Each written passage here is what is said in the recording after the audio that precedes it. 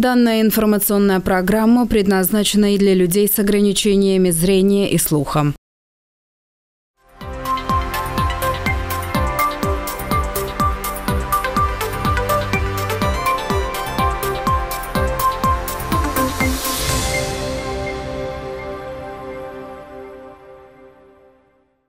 Здравствуйте! В эфире новости на канале АТВ. В студии Елена Янак. Основные новости на сегодня.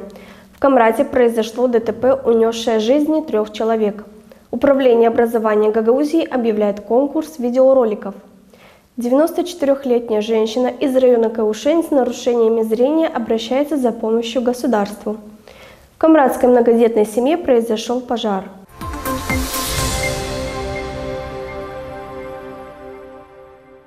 В Камрате в ночь на четверг произошло ДТП, унесшее жизни 3 человек. На объездной дороге после полуночи столкнулись дача и Ford Transit. 3 человека сгорели, 1 был травмирован в результате серьезного ДТП. После удара оба автомобиля загорелись. Дача была оборудована газовой системой, рассказала полиция. Полицейские предварительно установили, что водитель автомобиля Дачи обгонял другое авто и врезался в микроавтобус, следовавший по встречной полосе, отмечается в пресс-релизе полиции.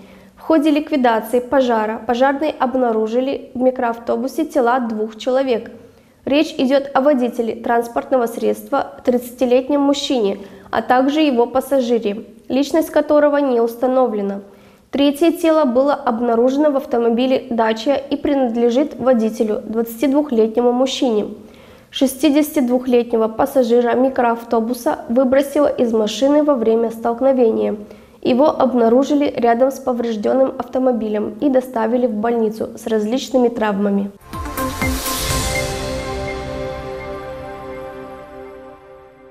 В целях расширения сферы применения гагаузского языка, а также сохранения и развития культурной самобытности гагаузского народа, Главное управление образования Гагаузии объявляет конкурс видеороликов «Касым Гагаузларда» среди образовательных учреждений и учреждений раннего образования Гагаузии.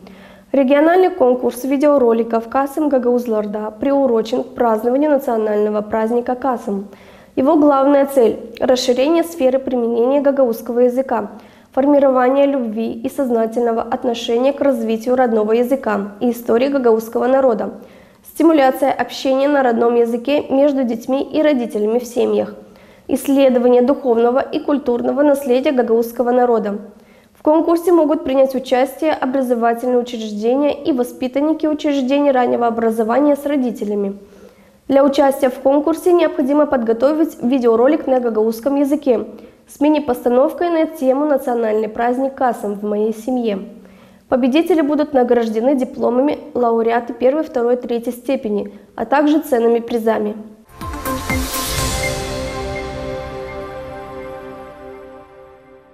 «94-летняя женщина из района Каушень с нарушениями зрения обращается за помощью к государству после того, как местный социальный работник ушел на месяц в отпуск, и никто не может оказывать ей социальные услуги.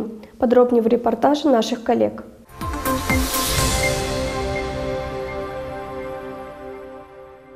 Lucrat 41 de ani, învățătoare și șef de studii la clasele primare. Și ia că la ce am ajuns să nu am o cană de apă în casă, să nu văd, să nu pot merge, să trăiesc în satul meu natal și n-am pe nimeni, toți au murit, toți au murit.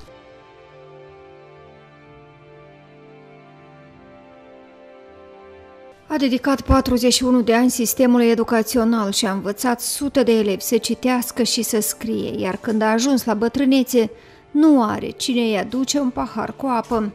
Este drama unei învățătoare de 94 de ani din satul Fârlă din raionul Căușeni, care a ajuns să-și trăiască bătrânețele în singurătate. Oarbă și neajutorată, femeia povestește îngrozită despre cum își petrece fiecare zi. Cine să mă ajute dacă nimeni nu vine, nimeni nu intră o gradă, cine să mă ajute? Cine? În 2019 am început să nu văd. cartofi cu coarjă, șerp, pilmene, că nu mă pun șumovca și ele nu dă un foc. Și șerp și atâta mănânc. Mai facem înainte ovseancă dăm foc și în toată cuhnea. Sun pe telefon și le spun, ia ca și producție să ne aducă. Și este una care are inimă de om și îmi pune tot în culioc, știi poarta cum se închide, cum se deschide și le aduce și le pune aici ea. Și apoi sună pe telefon, ia ca de acolo, luați-le. Maria Babi susține că din cauza dizabilității de vedere, iarna trecută mai nu și-a aprins casa.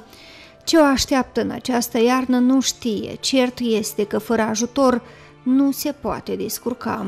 2 ani de zile te-a chipuite, am făcut focul în sobă și pe data de 10 decembrie am avut pojar, ia că aici o ars toată cuhnea asta și din cuhne toate scoase în garajul plin bucșit, toate negre, afumate.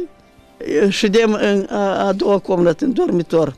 Și când a bucnit odată, repede m-am întins să scot din rozetcă.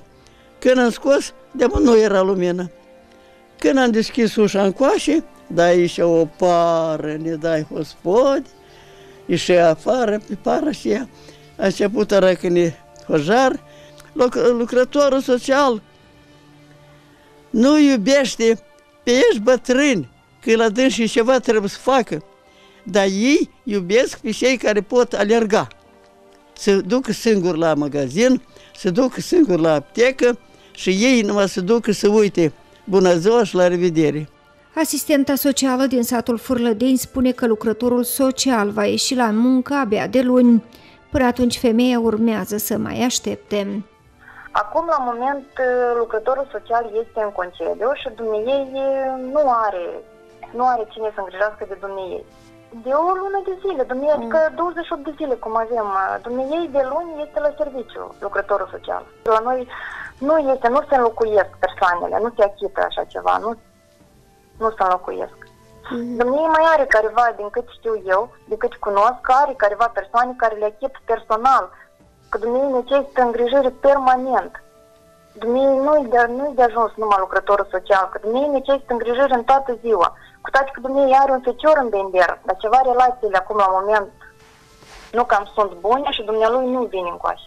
De asistent personal beneficiază numai persoanele cu grad sever, încadrate în grad de dizabilitate, dar dumneiei nu are așa categorii. Și dumneiei este la lucrător social, care vine 2 ori pe săptămână. Adică conform graficului, într-o săptămână sunt 2 zile, în următoarea săptămână 3 zile. În primul rând, noi ne bazăm pe documentele care se prezintă. Dacă asta este o sesizare de la administrația publică locală, dacă asta este o sesizare de la medic, o prescripție de la medic, că este necesar să aibă fie lucrător social sau are absolut necesitate să aibă asistent personal. Cu păreri de rău, nu avem atâtea unități de asistență personală ca să putem să asigurăm absolut tot raionul, deci unde este strict necesar. Deci este eu cei mai grav. Dacă lucrătorul social e bolnav sau în concediu, deci noi facem grafic cu în fiecare localitate sunt câțiva lucrători sociali, dependență de solicitanți. Deci ei temporar acoperă și teritoriul lucrătorului social care este de imposibilitate la moment. Deci eu nu cunosc problema propriu-zisă, vă mulțumesc că ați sesizat această temă și neapărat am să mă interesez personal. Dacă o să fie nevoie de lucrător social, o să fie nevoie. Dacă o să analizăm, facem ancheta socială. Potrivit statisticilor, ponderea persoanelor în etate în Republica Moldova este în continuă creștere. La moment, în raionul Căușeni locuiesc peste 10.800 de persoane cu vârsta de 65 de ani și peste, ceea ce constituie peste 65% din totalul populației pensionate. Informațiile au fost prezentate de Casa Teritorială de Asigurări Sociale din Căușeni, care afirmă că numărul total al beneficiarilor de pensii din raionul Căușeni este de 16.240 de oameni. Conform datelor Casei Teritoriale de Asigurări Sociale Căușeni, noi avem la evidență, la deservire, 16.240 de beneficiari de pensii, inclusiv dintre care de 10.230 sunt femei. Dacă luăm după vârstă, persoane pensionare trecute de vârstă de 65 de ani, sunt 10.850 de persoane, inclusiv femei, 6.780. În raionul Căușeni sunt 10.850 de persoane cu vârsta de peste 65 de ani.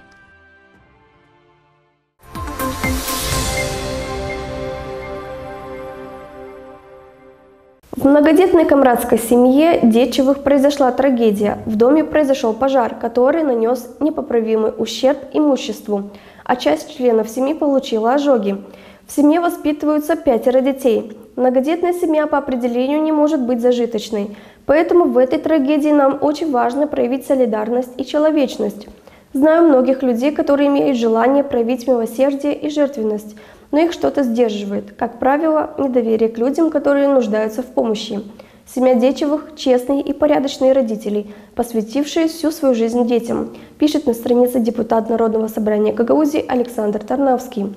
В социальных сетях близкие и неравнодушные люди собирают посильную финансовую помощь для пострадавшей семьи.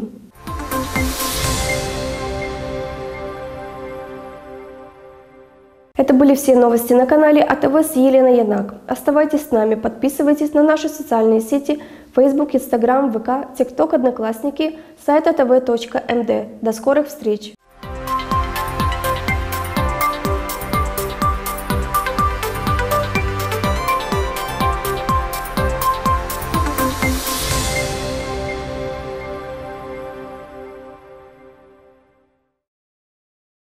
Данная информационная программа предназначена и для людей с ограничениями зрения и слуха.